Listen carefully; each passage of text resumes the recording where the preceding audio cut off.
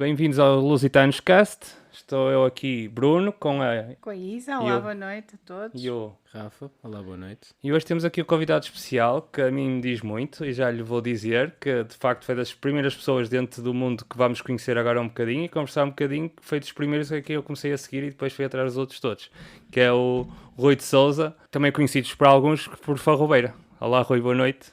Boa noite, Rui. Boa noite a todos. Queria começar por se calhar fazeres uma pequena apresentação tua, do que é que tu gostas, do que é que fazes, só para o pessoal começar a conhecer um bocadinho. Ok, não é muito a minha onda falar sobre mim, mas posso tentar. Eu sou um apaixonado pela natureza, sobretudo. A minha formação académica é na área da geologia, portanto, estudo a Terra, e depois, a partir dessa base que é a Terra, tudo o que é natureza e as relações entre o homem e a natureza. Excelente. São as áreas que me apaixonam. Ok. E depois desenvolvi um bocado desta temática, este conceito, este modo de vida que tem vindo a ser popularizado nos últimos tempos, que é o chamado bushcraft. Boa. É isso, e foi mesmo por isso que nós quisemos muito falar contigo, porque eu quando comecei a interessar-me pelo bushcraft e principalmente por técnicas, eu conheci já agora, dizendo como é que eu cheguei até ti no início, foi YouTube e até pelo como é que se chamava? Não era blog, era aquele grupo onde estava... O fórum. O fórum, sim, foi onde cheguei primeiro, foste mesmo a primeira pessoa onde eu comecei a seguir e mostrei à Isabel e ao Rafa uma data de coisas tuas, técnicas, porque eu fui para os escoteiros e nunca fui escoteiro, mas depois houve uma data de técnicas que eu queria saber melhor e fui para a internet procurar. E de facto em Portugal a primeira pessoa que me apareceu já há uns anos atrás, se calhar há 8 ou 9, não sei, não faço ideia, foste tu. E um dos primeiros que me lembro até foi mesmo a tirar azimuths, acho eu. Não sei se estou errado. Acho que era de azimuths ou a orientação. Um vídeo desses já lá mais para trás, não sei se te recordas. E foi aí que eu cheguei até ti, opá, e de facto sempre vi como de facto tu gostas de te desafiar e mostrar como é que te desafias com as pernoitas que tens no teu canal de YouTube e isso tudo. Quando é que isso começou a ser para ti um interesse? Quando eras miúdo ou foi mais tarde? Eu cresci no mundo rural, portanto, Ok. no mundo rural do Algarve. Sim. Eu sou do sul, do Algarve, aqui bem perto do mar, estou aqui a 1,5 km do mar. Ok. Mas numa zona muito rural, não é o Algarve turístico que as pessoas estão habituadas. Sim. E há 30 anos atrás, portanto eu tenho 42, portanto, quando eu tinha 11 anos, entrei para os escoteiros. Uhum. Já depois de uma infância também passada muito em ambiente rural e sempre a brincar nas ribeiras e no mar, na costa, na serra. E acho que foi mais a partir daí, portanto, a partir dos meus 11 anos, quando entrei para os escoteiros, e na altura entrei para a AEP, portanto, para a Associação de Escoteiros de Portugal. Sim. Foi uma das 3 associações de escoteiros que existem no Exato. nosso país. Exato. E tínhamos uma onda muito de pioneirismo, de acampar, de orientação, de atividades que hoje em dia enquadramos muito na onda da sobrevivência. E depois, a partir daí, também por contacto com outras pessoas, fui sempre crescendo e evoluindo dentro desse meio. Depois, mais tarde, entrei para a universidade e o mundo da geologia também passamos muito tempo no campo. E é uma ciência que depois... ainda aprofundaste mais, não é? Sim, nos cria bases para muito do conhecimento do mundo natural, para muitos dos processos naturais. Exato. Eles acontecem por causa da geologia e sempre, e a partir daí, a aventura, acampar, montanhismo, muitas viagens para alguns países assim mais exóticos, não é? Exóticos, e pronto, tem sido por aí. Pois. Por acaso é uma coisa engraçada, porque o Rafa, quando nós tivemos a primeira vez contigo, o Rafa conversou contigo e, entretanto, ele agora recentemente entrou para a faculdade de Aveiro e está em Biologia, geologia. Exato, ele entrou Boa. para Geologia e também tem sido... Mas era uma coisa que ele até, e ele melhor que ninguém dizer, sim. que se decidiu no 8º ano. Eu decidi seguir para a Biologia porque era a área que eu mais gostava. E só que, pronto, depois a média não deu. Mas eu sempre gostei muito da geologia, principalmente na questão de como a Terra funciona. Não só tipo mais pelo ciclo litológico e pela tectónica de placas. Eu sempre gostei muito de geologia por causa disso e é a parte que eu sei melhor. E a parte que mais me interessa. E é fixe estar num curso que engloba os dois porque tens tipo uma visão geral porque são duas ciências que se misturam muito bem. E opa, eu pensava que ia gostar menos de geologia e por acaso no primeiro semestre nós temos mais matérias de geologia do que biologia. E pronto, está ali muito igual e por acaso é uma cena gira. E, mas tu tinhas-me falado na altura que tu entraste para a geologia e tu trabalhas em Minas, não é? Exato. Eu estudei geologia e depois os primeiros trabalhos que tive a sério foi...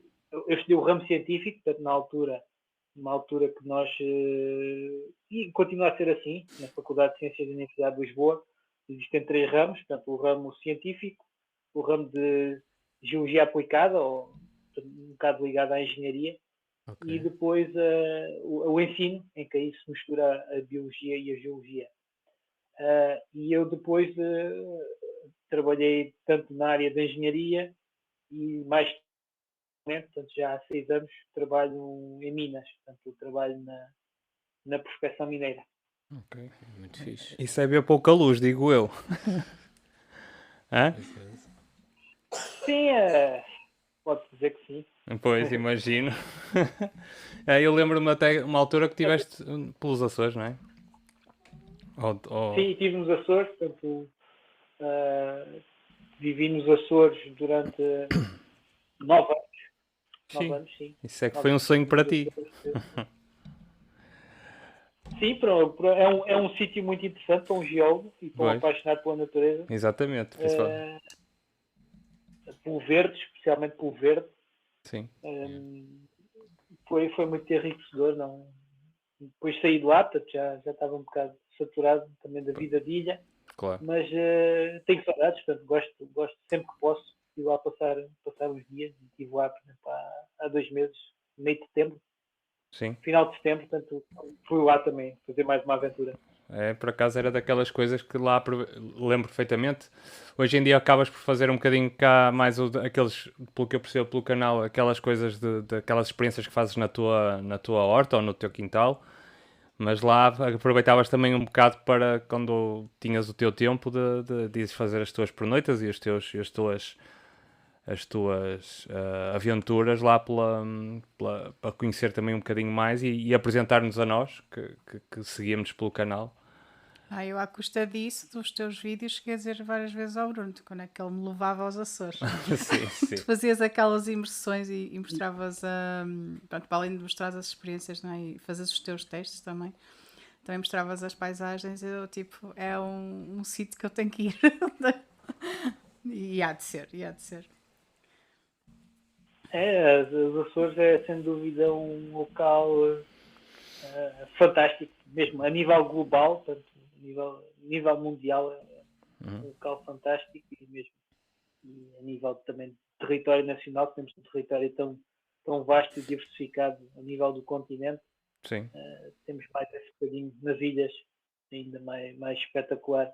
E acaba por ser um ambiente de estar no Atlântico, em que depois da ação humana e todo o conjunto de espécies exóticas que foram introduzidas pela mão humana, criou ali todo o mundo tropical misturado naqueles Açores. Exato. O solo vulcânico é considerado de facto dos mais ricos ou o mais rico para ter para a fauna proliferar de uma maneira. A flora proliferar de uma maneira fantástica, não é? Pelo menos é a ideia que eu tenho. À volta de vulcões há sempre vilas, ou seja o que for. Sim. Pois, aí voltamos à questão da geologia ser a base de tudo. Exato. E claro que quando temos a conjugação de solos férteis ou um clima que não tem extremos, tem uma umidade constante, Pois. e uma pressão humana que também não é assim tão forte, Exato. torna-se um ambiente muito, muito verde. É verdade. Muito verde. Sim. Lá nos Açores, se eu não me engano, houve um mineral, não é um mineral, um mineral que só existe lá, não é? Que apareceu, que era uma espécie de uma olivina. Uma espécie de... As olivinas, portanto, a olivina, agora entramos já um bocado de termos técnicos de geologia. O pessoal vai depois procura. Mas diz, explica. Alguém há de se interessar sobre o que eu vou dizer a seguir, outros, portanto, se quiserem aprofundar um bocadinho mais, podem ir ao Google. Sim, mas diz.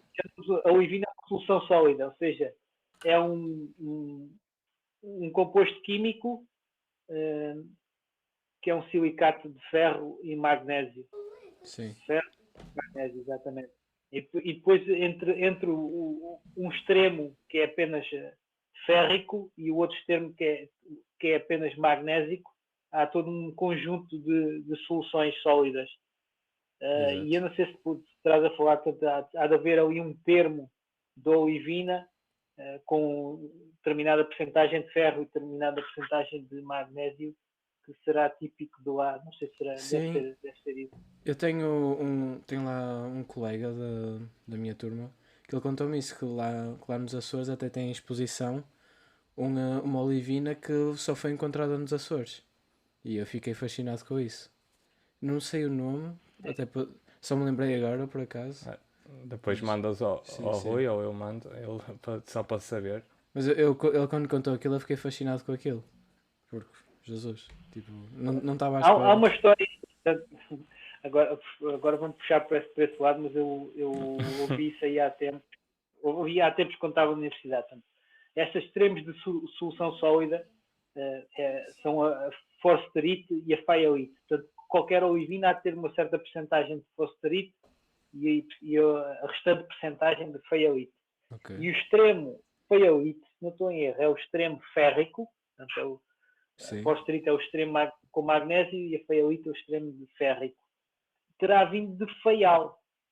Embora não se saiba, nunca se tenha encontrado nos Açores outra vez o extremo férrico. E então não se sabe ao certo, é um bocado um mistério, se essa faialite será mesmo do faial ou será sido descrita no faial a partir de uma pedra apanhada no mar que fosse um lastro que trouxe de outra paragem qualquer do mundo. É um bocado de coincidência ter vindo de outra parte do mundo e também ser um mineral típico de zonas vulcânicas. Exato. E depois aparecer no faial, e a pessoa que caracterizou, portanto, criou essa espécie mineral, também a descreveu lá naquele sítio. Mas pronto, já é uma história. Ok, eu acho que era isso. Sim, é fixe. Eu acho que era isso. Já está a seguir a tema. Não, é fixe, opá, isso não interessa, é conhecimento. Mas por acaso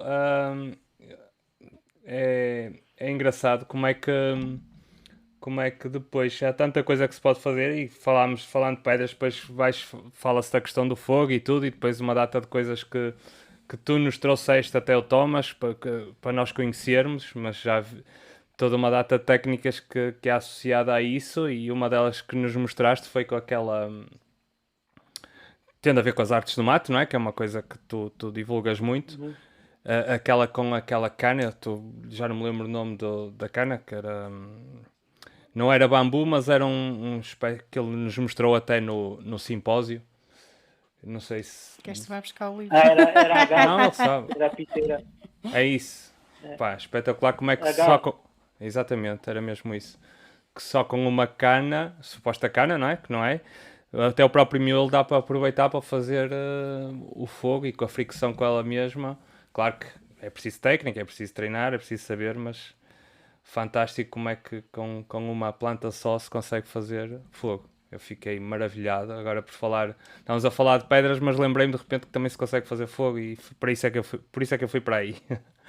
Mas Sim, aquilo, essa técnica, tanto é a técnica da serra de bambu, portanto a base dessa técnica é a serra de bambu, que é uma técnica que se pratica em todas as regiões onde há bambu. Portanto, em qualquer sítio que exista bambu, é possível obter fogo com aquele método. Pois. E o Thomas, que é uma pessoa que tem estudado muito todas estas técnicas de fazer fogo a partir da natureza, portanto, a partir do minimalismo, a partir de quase nada, Exato. o que é que ele se lembrou foi adaptar a mesma técnica a uma planta que nós temos em regiões desérticas e semidesérticas, que é a agave ou piteira, ou pita, depois o nome comum varia de sítio para sítio. Sim.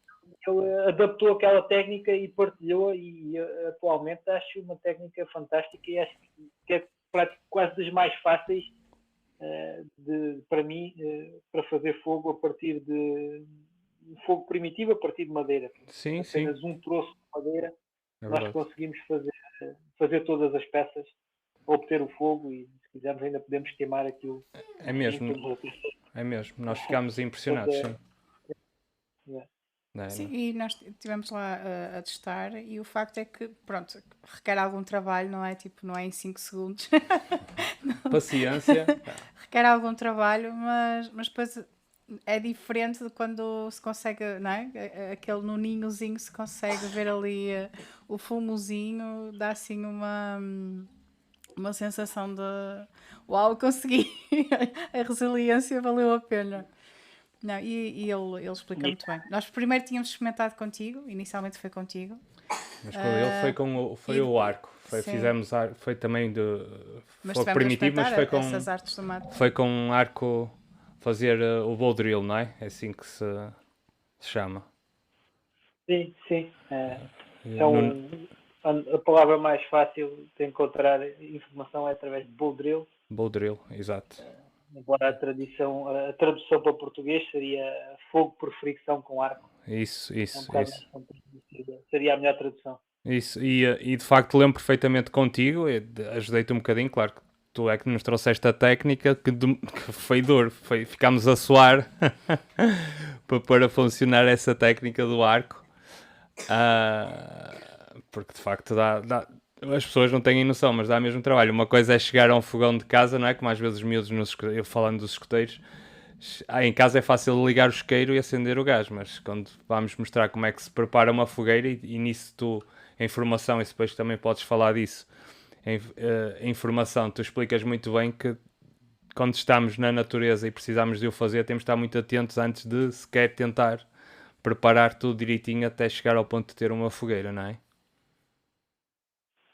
Sim, isto é uma das coisas que a mim me dá mais interesse e me faz mais partilhar estas técnicas, é porque nos obriga a observar, portanto, obriga-nos a ler a natureza de uma forma que não estamos habituados. Portanto, no dia a dia não temos falta de identificar espécies de plantas, nem perceber como é que elas funcionam, nem analisar qual é o grau de umidade da madeira, ou perceber onde é que certas espécies ocorrem e em que alturas do ano é que elas servem para determinado fim, ou são mais propícias a ser utilizadas para determinada finalidade. Exato. E o facto de fazer uma fogueira ou acender uma fogueira com fogo primitivo é uma dessas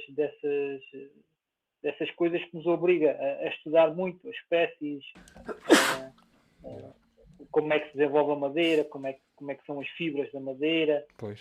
E depois também nos obriga a estudar um bocado de nós próprios, qual é nossa capacidade de estar ali a esfregar madeira. Exato. De guardar a energia no início para depois usá-la no fim, quando naquele momento em que vai ser mesmo necessário dar mais velocidade. Portanto, isto é tudo uma aprendizagem e uma valorização que nós damos no final à natureza e a nós próprios. Sem dúvida. E também é engraçado isso que a Isabel estava a dizer, que aquele momento em que conseguimos aquela brasa, depois do esforço, é fantástico. Portanto, eu lembro-me a primeira vez que consegui, e a sensação que nós temos em que, depois já de muitos anos a estudar a técnica e a ver vídeos e a ver, sobretudo em livros, Sim, é uma coisa que já aparecia no escotismo para rapazes. é Nós verdade. andávamos com o escoteiro com o arco a fazer fogo, Sim, e sim. depois já temos testado muitas vezes. Aquela primeira vez em que nós vemos aquela brasa acender É fantástico. é uma sensação fantástica, sentimos com superpoderes. Sem dúvida, sem dúvida. Tipo, é superarmos, não é? A dificuldade que é de chegar até lá e senti isso na vez que nos proporcionaste isso, pá. Depois, tanto que durante muito tempo a minha foto de Facebook era de facto eu ter conseguido contigo depois acender o ninho. Mas claro que fomos os dois, ou seja, foi ali um apoio. Eu ainda não fiz sozinho, ainda não consegui. Não consegui, é assim, também não me Ainda não expus, desafiaste ainda não me ainda. desafiei a fazê-lo, mas ter conseguido fazer isso contigo, opá, não interessa, já me senti muito bem mesmo assim e vai bater nisso. É nós sentirmos as necessidades que existem quando não temos ferramentas a não ser aquilo. E sabemos que dali conseguimos fazer, isso é muito bom, mas ao mesmo tempo sabemos que é muito desafiador e vai bater nisso que estás a dizer, que é nós sentirmos o quão limitados somos quando nem sequer tentamos e estudamos e nos preparamos para seja o que for. Eu não estou a dizer que me fala-se muito hoje em dia de sobrevivência e bem, mas também o facto de conseguir fazer coisas sem ter ferramentas num dia a dia, não é? Aquele workshop por acaso foi interessante porque depois ainda nos rimos um bocado porque tu tinhas nos desafiado para nós irmos buscar alguma coisa ao mato para depois iniciarmos o fogo contigo. E eu antes tinha estado a fazer o percurso com o Jane. E ele tinha-nos estado a dizer para nós estarmos atentos, não é? João Francisco. Sim, o João Francisco. E para nós estarmos atentos, e então eu vim lá com um tronco enorme, com coisas paninho. Porque eu trouxe todo o processo a fazer o pois, fogo. porque o Rui tinha dito que era só para acender. E a Era Isabel só de para repente ia acender. fazer uma fogueira para Então- incendiar o acampamento todo. E então, de repente, Mas eu trouxe tudo, porque eu por acaso decorei o percurso, não é? Então tinha trazido tudo para a primeira fase, para fazer o ninho, depois os gravetezinhos, ainda trouxe um tronco que estava lá caído. Por aí. E eu lembro que depois quando cheguei lá, foi uma risota porque, pronto, não é? Porque eu tinha fogo para a noite toda, não é? Já estava, era só para acender o fogo, já estava a preparar a lenha toda.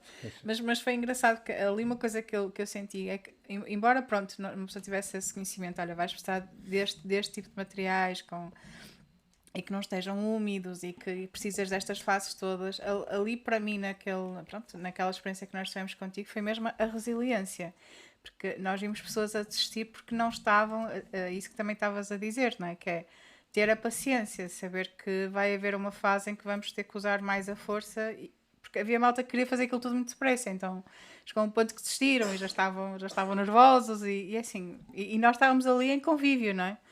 Estávamos ali naquela demonstração, não é? Imagino agora, sob stress, não é? Que não tens mais nada, pronto, aquilo também me deu ali um alerta para isso, que é preciso mesmo tipo respirar fundo, não, ok, vamos ter calma e ter paciência, e isto realmente vai demorar, mas eu se estiver aqui, se for resiliente, eu vou chegar ao fim e vou conseguir. Mas ias dizer alguma coisa? não, estava à espera que tu parasses para É verdade. Desculpa, eu falo muito, desculpa. Deixa-me só dizer então uma coisa. Nós estamos a fazer isto online para a malta que está a ouvir. É uma experiência nova até para nós. Estamos a fazer online. O Rui tem no Algarve e nós estamos aqui no Porto. Portanto, por isso este delay às vezes respondemos uns aos outros. É só dar esta nota que esqueci-me de dizer no início, mas é importante dizer. Desculpa, Rui. Podes continuar. Sim. Não, a Isabel estava a dizer uma coisa muito interessante, que é quando numa caminhada ir aproveitando logo, ou prevendo o futuro, portanto, prevendo a necessidade que vamos ter depois, antecipar e recolher os materiais. Já me aconteceu várias vezes, até numa das últimas formações que agora tenho colaborado com a Scornio. Uhum. Nós estávamos tínhamos uma atividade que nós fazemos que é o survival dinâmico, portanto, em que há movimentação. Nós não ficamos estáticos no mesmo sítio, portanto, fazemos uma caminhada Parece e interessante. depois fazemos as nossas práticas e a nossa formação. E eu levava comigo 6 ou 7 pessoas e sabia onde ia ficar e estava um clima agradável, estava um tempo agradável de setembro, foi em setembro. E nós passámos por materiais que nos deviam ser úteis. E eu olhei para aquela erva seca e disse, isto vai ser um ninho excelente para iniciar o fogo, depois quando chegarmos ao campo, ao sítio onde vamos montar acampamento. Mas não recolhi nada. Portanto, se pensando assim, não, o clima está bom, e mesmo tendo eu essa experiência, não, o clima vai estar bom. Quando chegarmos lá ao sítio vai haver material. Pois. E quando chegámos lá ao sítio, que eu era junto ao mar, e entrou uma umidade a partir do mar, que estava tudo encharcado, mesmo que sem chuva. E se eu tivesse apanhado aquela madeira, como a Isabel apanhou na caminhada, e tivesse levado comigo, tinha sido tudo muito mais fácil. Mesmo. Portanto, isto é também um ensinamento que estas técnicas nos dão, que é aproveitar todas as oportunidades que nos surgem no nosso percurso. Portanto, quando alguma coisa nos aparece e nós vemos que vai ser útil, é agarrá-la logo. Exato. E esta questão de transportar uma acendalha, quando prevemos que vamos fazer uma fogueira e vamos precisar de uma fogueira para nos aquecermos, transportar uma coisa rápida, portanto, nos permita fazer um fogo rápido, é algo que depois, a partir daí, eu recolho sempre. Portanto, não penso 2 vezes, apanhar no ninho, material seco, meter no bolso do casaco junto ao corpo, e depois, quando fizer falta, o próprio corpo ajuda a secar, se aquilo tiver alguma umidade, e funciona muito bem. Olha, E agora depois também a deste... questão que a Isabel estava a dizer de ter calma. Portanto, muitos destes processos que nós praticamos, estas técnicas, são coisas lentas, e a nossa sociedade atualmente está muito virada para o instantâneo, e o carregas num botão e já tens as coisas, e encomendas qualquer coisa pela Amazon e carregas 2 vezes e passado 2 dias está em casa. É verdade. E no campo de natureza os processos não são assim tão rápidos, as coisas demoram tempo, as árvores demoram tempo a crescer, as sementes demoram tempo a germinar, e fazer fogo também demora tempo. Portanto, é preciso respirar, ter calma. Se a coisa não sair à primeira, não tentar logo a segunda vez, e fazer outra coisa, respirar, descansar um bocadinho e depois a seguir tentar outra vez. É verdade. Portanto, é algo mais que o Bushcraft nos ensina. Sim, e mesmo essa questão de estar atento, mas também em relação ao que nos pode alimentar, também é muito válido, não só para isso quando achas que vais precisar de fazer fogo mais tarde, como também estar atento ao que nos está à nossa volta. E por acaso, no último podcast falámos com o Pedrosa Sinistro, que também conheces, que é também ir pelo caminho e ir estando atento ao que se vê. Eu, por acaso... Sim. Nós fazemos também temos esse princípio. Tu começas a avaliar a natureza a cada instante. Portanto, estás a fazer um percurso e olhas para aquela planta, olhas para aquela baga que está a nascer na árvore, aquela semente, aquele inseto, aquela larva que está dentro da madeira podre, e muitas vezes aquilo é andar e ir logo aproveitando os recursos e transportá-los logo na barriga. Sim. O Pedrosa faz muito isso. Sim. E às vezes, e mais uma vez, portanto, são aquelas oportunidades que surgem-nos pelo caminho, e se nós pensarmos, não, mais à frente vou voltar a ter a oportunidade outra vez, e não é assim. Às vezes o ambiente muda, a noite cai, a chuva começa a cair, o sítio para onde nós vamos, que nós pensávamos que era de uma forma, não é dessa forma, é diferente. Exato. E as oportunidades já passaram, já estão lá atrás. Pois é. Deixa-me só partilhar uma coisa que foi muito gira. O Bruno, há uns anos atrás, desafiou-me a fazer o nível 0, o kindergarten da sobrevivência. Foi com o Andrade, com o Andrade, e, na Tugolf. E então foi curioso, porque um dos formadores que estava lá, que era o Dominique, ele estava assim a conversar comigo e de repente ele baixou-se para apanhar erva seca, mas mesmo assim aqueles tufos, um ninho mesmo, um ninho. Pronto, eu realmente reparei que ele estava a conversar comigo, parou, apanhou aquilo, meteu no bolso e depois no sítio onde nós íamos dormir, o branquinho, que pá, também foi outra sorte que nós tivemos. Pronto, foi assim mesmo. Olha, eu tive mesmo sorte nesse fim de semana.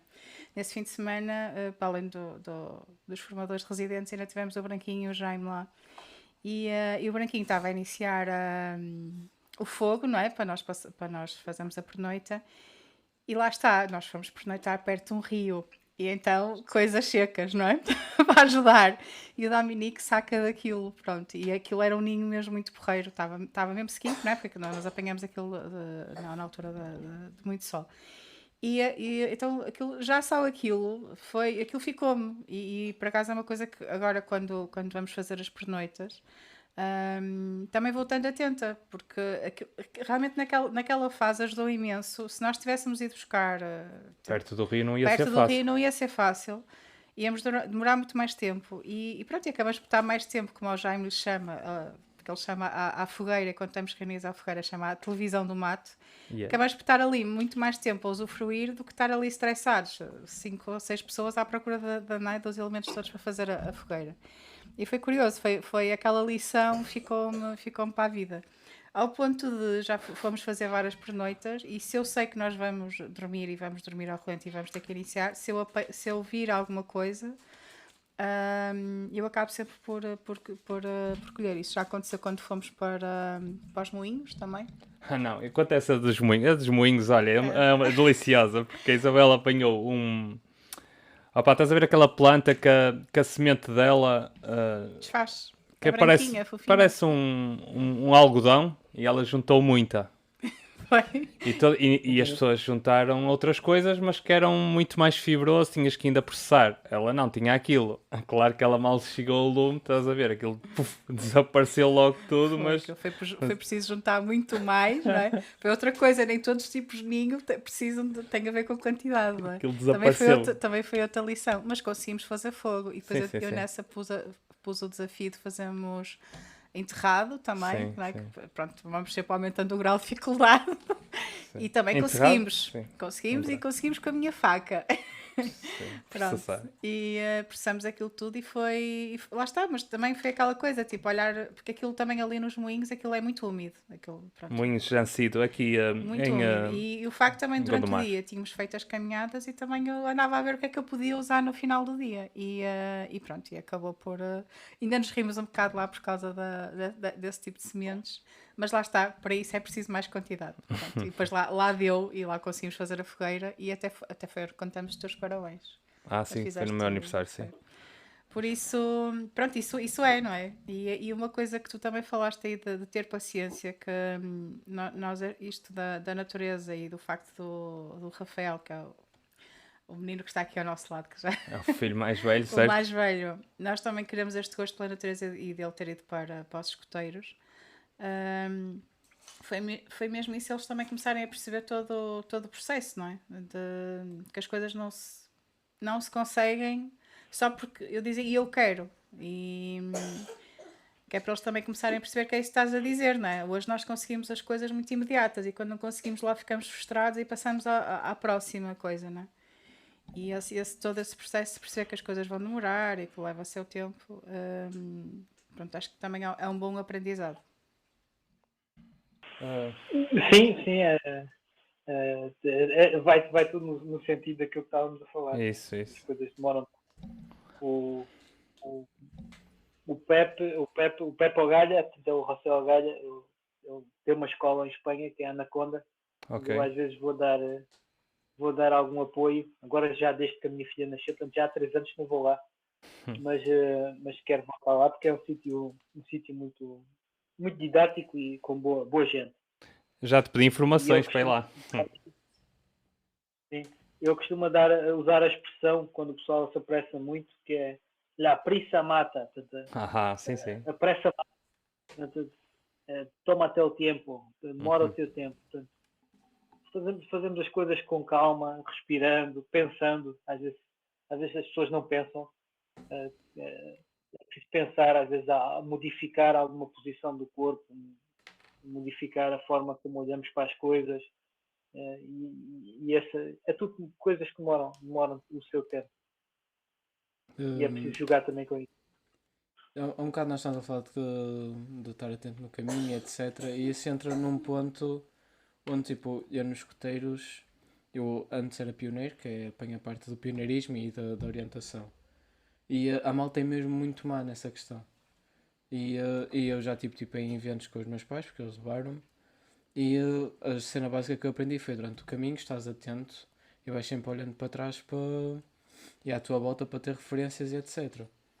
E eu, no ano passado, quando era dos mais velhos, nós fizemos uma atividade que eram workshops de pioneirismo, ou seja, de orientação e etc., de construções e de códigos. E na orientação eu comecei a explicar essa base, porque normalmente nunca se explica isso e depois a malta vai perdendo.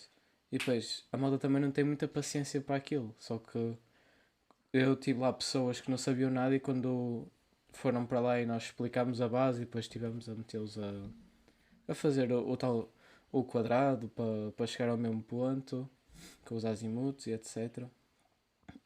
Eles adoraram aquilo e disseram que finalmente perceberam como é que aquilo funciona e também ler cartas não é nada difícil, é só um gráfico.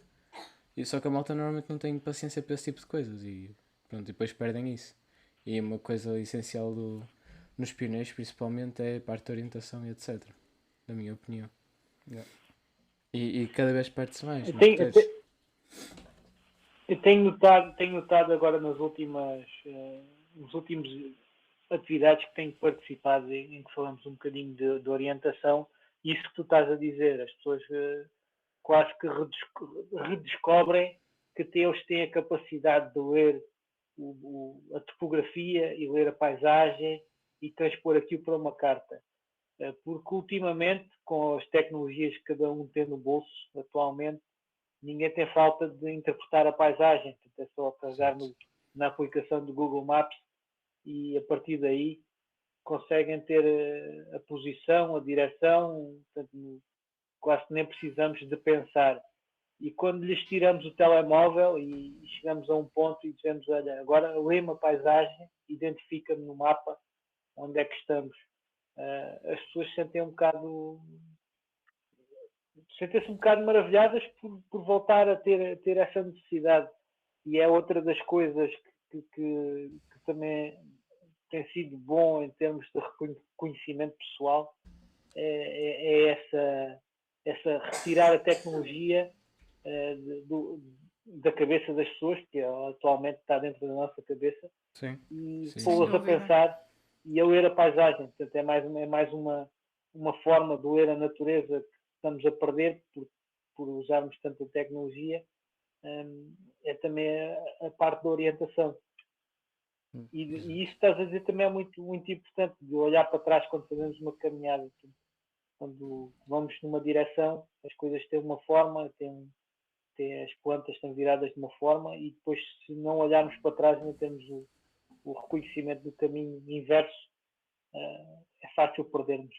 Exato, é verdade. Se houver necessidade de voltar atrás para o mesmo caminho, não sabemos para onde é que passamos. Sim. Pois. Olha, e como é que é agora com uma criança? Como é que é o desafio? Se calhar já começas com 3 anos, se calhar já começas a querer-lhe atiçar o gosto, certo? Eu acho que não vai ser difícil, porque não sei se é genético, se é o ambiente em que ela cresce. Exato. Já a vejo a apanhar em cordas para tentar fazer nós, já a vejo passar muito tempo na rua, pendurada nas árvores, a subir às árvores. Isso é ótimo. E vejo que ela vai ter também escolhido um infantário para ela do tipo Forest School, em que ela passa a maior parte do tempo na rua. Excelente. E acho que mais 1 ano ou 2 e vai estar aí a acampar comigo e a ir às atividades. Fazes bem. Nós, como viste, o Leonardo, que é o mais novinho, já o viste connosco, também começou muito cedo. Para teres ideia, os 2 filhos começaram... O primeiro acampamento deles foi com 1 ano, e tanto o Rafa como o Leonardo. O Leonardo até foi um bocadinho mais tarde, porque ele nasce no inverno, é sempre mais difícil. E sim, também é isso que estás a dizer, tá? Andarem a trepar, andarem a passear. Nós agora vamos até a aldeia. Eu tenho uns walkie-talkies, ele leva um, como a aldeia ele conhece, ele vai passear lá, vai dizendo, pai, era cheguei à casa de não sei quem, eu estou aqui no alto da estrada, vou dar a volta, como não se passa lá nada. E ele já passeia sozinho e é isso é excelente para os nossos filhos. E nota-se a evolução deles, que é muito diferente, por isso. É uma coisa, pelo menos nós, tanto que no Rafael como no Leonardo, notamos imenso essa evolução, por ter o contacto com a terra e mexerem com a terra e andarem descalços e andar atrás de bichos, não é? Aquilo que nós tivemos, mas que hoje em dia é tão difícil, nós moramos no meio de uma cidade e não é assim tão fácil. Sim, mas as coisas estão a mudar, porque cada vez mais as pessoas estão a notar que só faz bem às crianças, só as torna mais fortes, mais atentas, mais saudáveis. Sim. Estar em contacto com a terra, portanto, com as plantas e o ar livre, em vez de estarem fechados numa sala com brinquedos de plástico ou enfrentam um ecrã. Sim. Portanto, as pessoas já sabem, já notam isso. É difícil, portanto, não há oferta e as nossas cidades não estão preparadas para tal. Sim, aqui é mais difícil. Eu sinto algumas pessoas, mas é muito pouco. No meio de uma cidade é muito diferente, percebes? No meio rural acaba por ser mais fácil. Aqui sentes que as pessoas gostam até do stress da cidade. O nível é este. Gostam de estar nesta confusão e do mediatismo que estavas a falar há um bocado. Onde tudo tem que ser rápido, tudo tem que acontecer agora, não pode... Não, pá, mas pronto, é o que é. Mas sim, há outras pessoas como nós que até queremos sair da cidade, que queremos que os nossos filhos sejam expostos ao que de facto é a nossa raiz, que é a natureza. É de onde viemos todos. Exato. Mas excelente. Olha, é fixe saber que... Mas lá está, também tu tens essa possibilidade, pelo que eu vou percebendo, que já estás envolvido numa zona de bastante natureza e é bom ter esse acesso de uma coisa que tu gostas tanto e já estás a passar para a tua descendência. Sim. Olha, nós com o Rafael... Sim, que Continua. Aqui a zona onde eu estou foi a zona onde eu cresci. Pois. Portanto, eu regressei às origens depois da minha viagem pelos Açores e pela universidade. Uhum. E até onde eu me desenvolvi é onde agora a minha filha também se está a desenvolver. Portanto, fantástico, claro. É muito provável que ela vá pelo mesmo caminho. Sim. Infelizmente, eu também nasci numa serra, pequenininha, mas era uma serra, e tenho isso na minha genética, entre aspas. Que era aqui uma serra pequenina, em Canelas, aqui em Vila Nova de Gaia. Pá, mas nós chamávamos o nosso quintal, era onde nós estávamos sempre lá metidos, independentemente de ser grande, de ser pequeno, opá, tinha sempre essa exposição de estar metido no meio de uma serra. Atenção que pequena é relativo, está bem? Porque ela não é assim tão pequena. Não, mas é pequenina. Sim, comparado com um valor. Vais a um alvão, aquilo é gigante. Sim, mas... A um marão. Mas pronto, não interessa. Aí tive essa exposição toda que tu falas, que é estarmos sempre em contacto com a natureza. O meu pai só se preocupava em chamar-me para almoçar ou para jantar, de resto, ele há de aparecer. E vai bater nisso que estás a dizer. Os meus filhos, eu depois vim mais tarde para a cidade, os meus filhos, a única hipótese que tiveram foi de facto nós os dois querermos expô-los a isso, porque gostamos também muito de natureza, como bem dá para perceber. E gostamos da natureza, gostamos do que ela nos traz, dessa calma, desse tempo que hoje em dia quer-se tudo rápido. Estamos sempre a dar a volta ao mesmo tema, que é preciso tempo para apreciar e respeitar, não é? Que nos dias de hoje é o grande problema, é conseguir fazer com que as pessoas percebam que é preciso respeitá-la também. Sim, não é só usufruir, é respeitar, não é? É ir para lá, mas é respeitar. Nós, a primeira vez que fomos acampar com o Leonardo, quando eu no trabalho disse que ia acampar com uma criança que tinha 1 ano, ficou tudo a olhar para mim. Com o Rafael. Ficou todo a olhar para mim, tipo, mas vais com um bebê que ainda usa fraldas? Eu sim vou. E por acaso o spot que nós arranjamos era super calminho, foi na Serra da Estrela, no verão. No Covão da Ponte, não sei se já ouviste falar. Então, nós estávamos a acampar num sítio que a tenda mais perto devia ser para aí a 15 metros, não é? Portanto, estávamos mesmo... E era um sítio que não tinha telemóveis, que foi maravilhoso. Não tinha rede. O telemóvel estava lá. Sim, eles estavam lá, mas pronto, nós se quiséssemos falar com alguém tínhamos que ir à vila. E foi incrível porque de repente tens uma criança que já tinha começado a caminhar, não é? E andar super à vontade no meio da erva, não é? Quer dizer, eu podia ter lá as mantas, mas ele estava contente, era lá no meio da erva e no rio, não é? E pronto, isso é que na altura foi. Vais levar uma criança, Sim, não, sim. não é para um conforto, mas aquilo não havia mais nada confortável, porque a erva era tão fofinha. O silêncio, o facto de nós olharmos para o céu à noite e só ver as estrelas, era uma coisa que ele aqui na cidade ele não tinha. E então, pronto, foi a partir daí nós arranjamos sempre assim sítios para ir com eles, nem que seja uma parte das férias para a natureza. E aconteceu uma coisa engraçada o ano passado, agora já com o Léo, nós fomos de férias, acabaram as férias, nós esse ano não tivemos a oportunidade de acampar.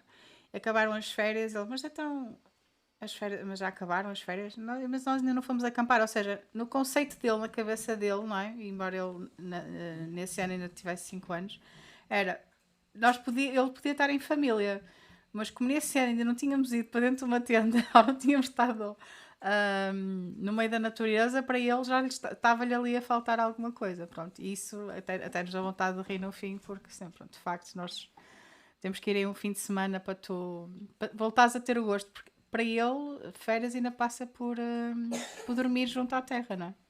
Por acordar Tem que e ter pôr. acampamento. Exatamente. Pronto. Por isso.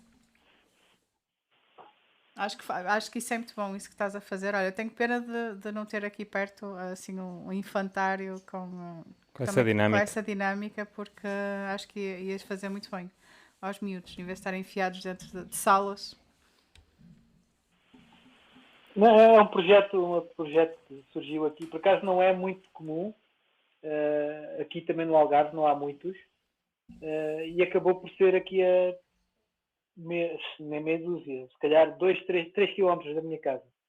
Perfeito, perfeito. E tem pessoas, inclusivamente de Espanha, portanto, há pessoas, eu não estou longe da fronteira, estou a cerca de 18 km da fronteira, Ok. e há pessoas que vêm do outro lado de Espanha e metem os filhos aqui, porque também tem essa oferta lá do outro lado.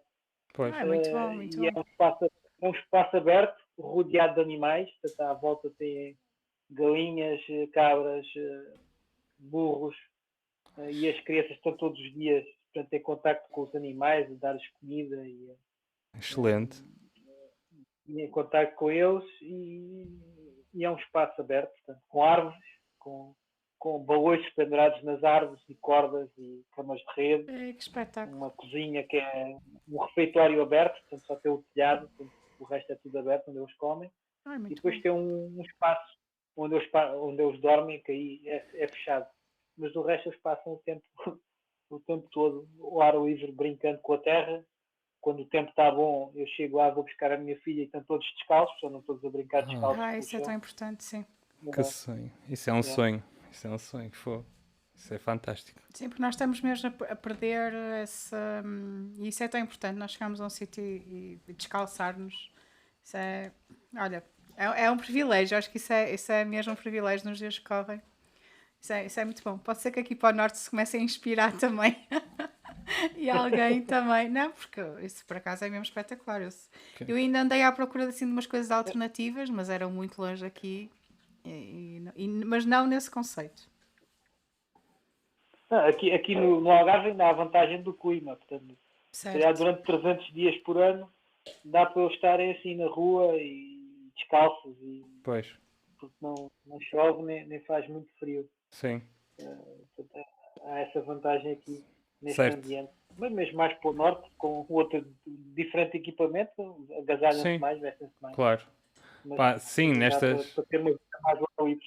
Certo que nestes dias que passaram era muito difícil. Já estamos para aí há 3 semanas debaixo d'água. Eram umas aulas de natação. Sim.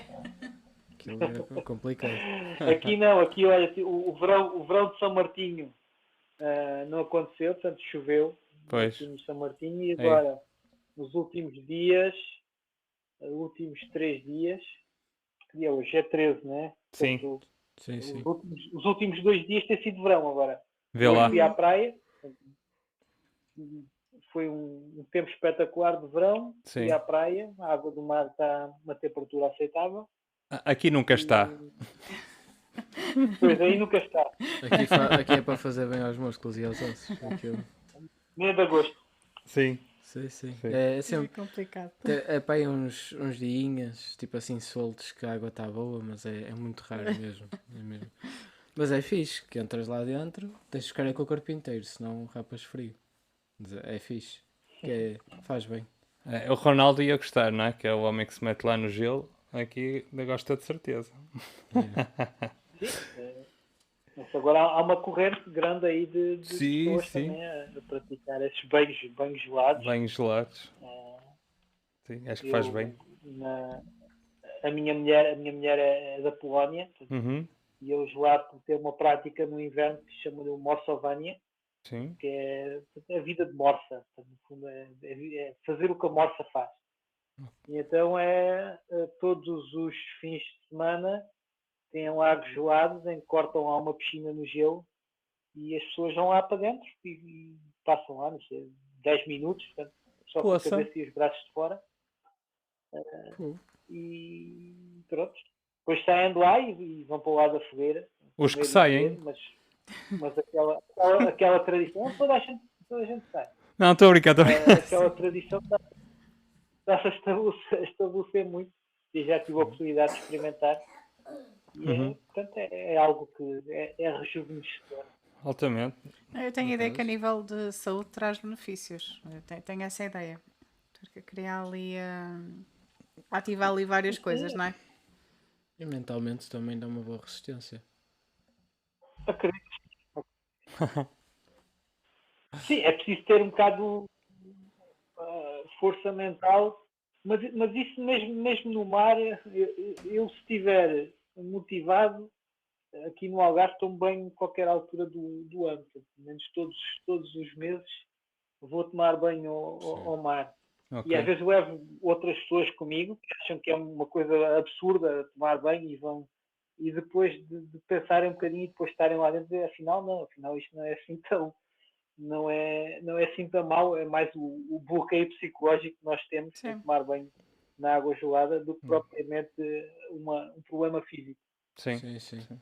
Quando eu fiz o caminho de Santiago, era fazer aquela cena do meio choque, que era eu tomava banho normal com água quentinha, depois ia para a zona das pernas, molhava-as com água fria e ficava ali um bocado e depois voltava a passar por água quente para me vestir, porque era para ajudar o músculo, para dilatar e contrair Pois, e é ajudava o que os bastante. desportistas fazem para Exato. recuperar mais rápido. Exato. Isso é uma coisa incrível.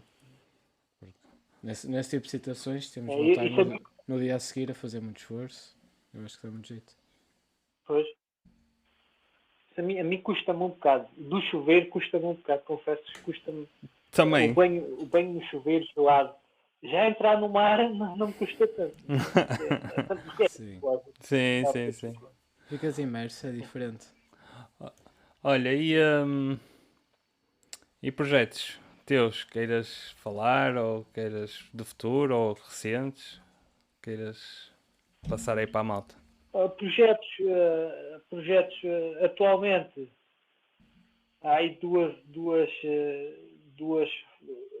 frentes que eu tenho estado a colaborar e vou continuar a colaborar em 2024, Ok. que é a Scornio, que Boa. é as atividades com a Scornio, e o Azimuth 5, portanto, com o Célio.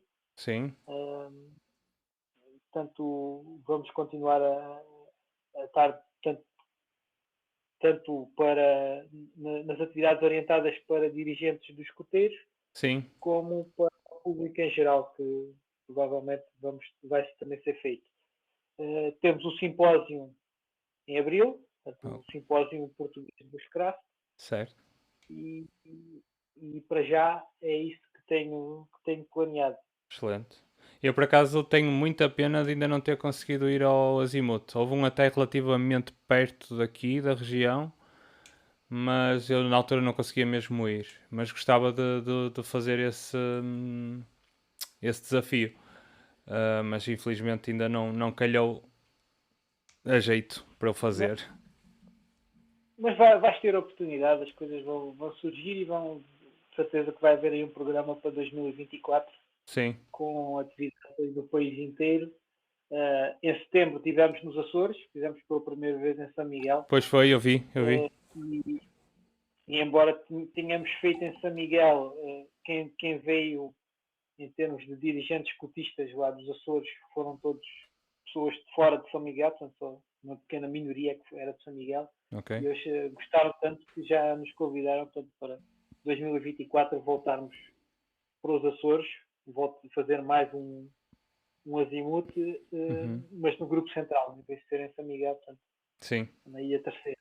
ok. Que provavelmente também está na calha, portanto, setembro, se não estou em erro, setembro, voltar a fazer o azimuth nos Açores. Nos Açores. Boa. Uma casa quase tua, não é? Sim, fui um bocado arrastado para lá. Por um lado porque tinha saudades, portanto já estava há 3, 4 anos sem ir aos Açores. Ok. E depois porque eles sabiam que eu tinha algum conhecimento sobre as ilhas, sobre a flora, sobre os trilhos. Exato. E então fui lá com um bocado na onda de guia. Boa. Olha, não te queremos roubar mais tempo. Também precisas descansar. Opá, eu adorei imenso falar contigo. Se calhar arranjar uma próxima vez para fazermos presencial, nem que nós vamos até aí ou em alguma altura cá aqui por perto. Eu gostava muito porque opá, tenho mesmo muito apreço por ti, pelo teu trabalho, pelo que tu fazes, pela tua simplicidade. Foste sempre muito generoso quando nos encontras. E isso eu quero te agradecer muito isso. Pá, diz as tuas redes, onde tu estás, que é para o pessoal te seguir.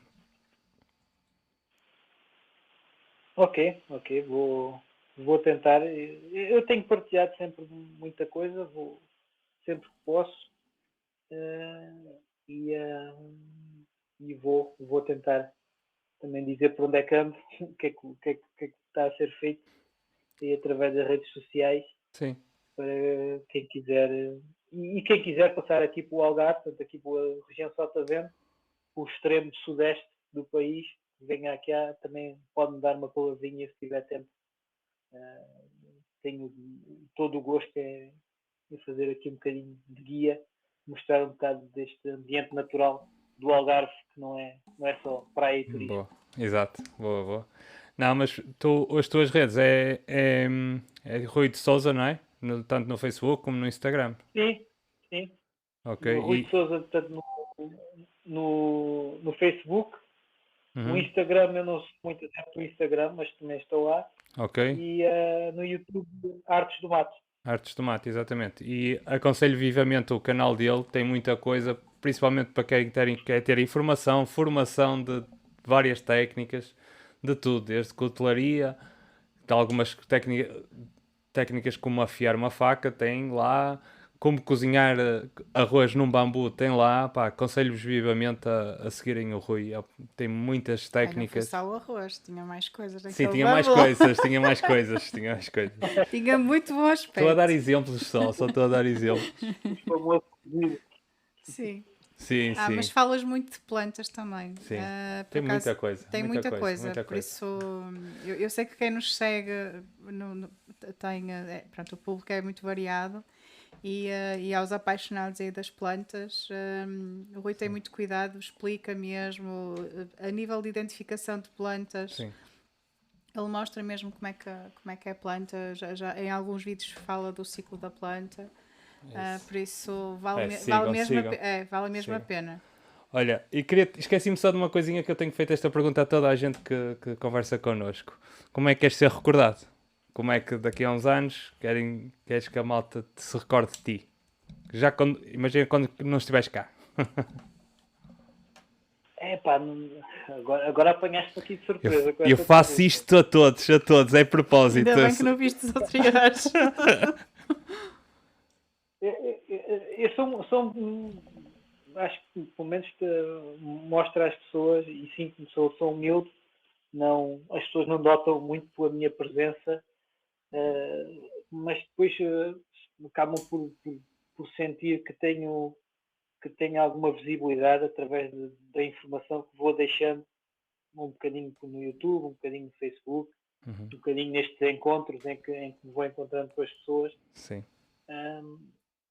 Portanto, espero que seja assim recordado. Tenho vontade de escrever um livro. Portanto, tenho vontade.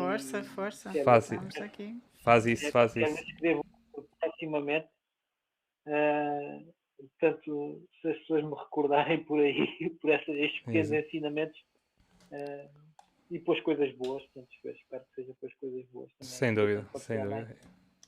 Portanto, espero ter respondido à pergunta. Sim, vai, sem dúvida.